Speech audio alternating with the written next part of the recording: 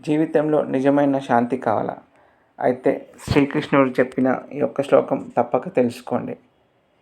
ఈ ప్రపంచంలో ధనం సంపాదించడం కష్టం కాదు, కానీ మనశ్శాంతిని సంపాదించడం చాలా కష్టం. ఆ శాంతిని ఎలా పొందాలో శ్రీకృష్ణుడి యొక్క శ్లోకంలో చక్కగా వివరించాడు. నమస్కారం, శ్రీనివాస్ స్పిరిచువల్ పాత్కు స్వాగతం. ఈరోజు భగవద్గీత జ్ఞానయోగంలోని అత్యంత విలువైన శ్లోకాన్ని తెలుసుకుందాం.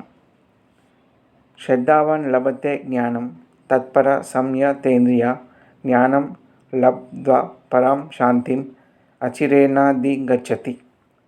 అనగా శ్రద్ధ కలిగినవాడు, తన ఇంద్రియాలను నియంత్రించినవాడు, పరమసత్యాన్ని తెలుసుకోవాలనే తపన కలిగినవాడు జ్ఞానాన్ని పొందుతాడు. ఆ జ్ఞానం ద్వారానే త్వరలోనే పరమశాంతిని పొందుతాడు. ఇప్పుడు శ్రీకృష్ణుడు చెప్పిన ప్రతి పదంలోని లోతైన భావాన్ని తెలుసుకుందాం. శ్రద్ధావాన్ లభతే జ్ఞానం అనగా శ్రద్ధ ఉన్నవాడికే నిజమైన జ్ఞానం లభిస్తుంది. ఇక్కడ శ్రద్ధ అంటే కేవలం నమ్మకం కాదు, గురువు చెప్పిన విషయాన్ని వినయం, నిజాయితీ, నేర్చుకోవాలనే తపనతో స్వీకరించడం.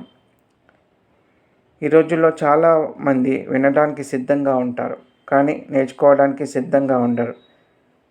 అందుకే జ్ఞానం అందరికీ అందుబాటులో ఉన్న అందరికీ లభించదు.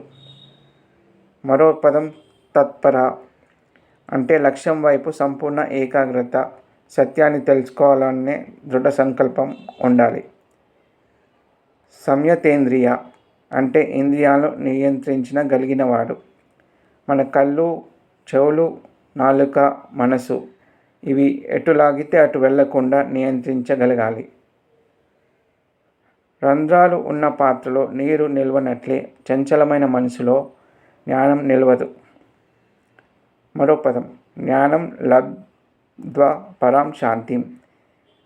నిజమైన జ్ఞానం వచ్చినప్పుడు బయట ప్రపంచం మారకపోయినా మన అంతరంగం మారుతుంది.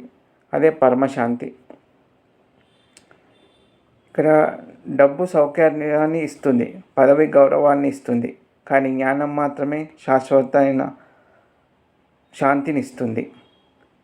మరో పదం అచిరేణాధిగచ్చతి అంటే ఎక్కువ కాలం కాకుండానే ఆ పరమశాంతిని పొందుతాడు. ఈ శ్లోకం మనకు చెప్పే సందేశం చాలా స్పష్టంగా ఉంది. శ్రద్ధ, జ్ఞానం, పరమశాంతి. ఈరోజు నుంచి మనమే ఒక ప్రశ్న అడుగుదాం.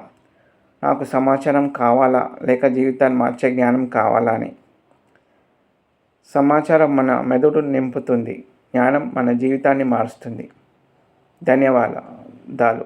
ఓం తత్ సత్.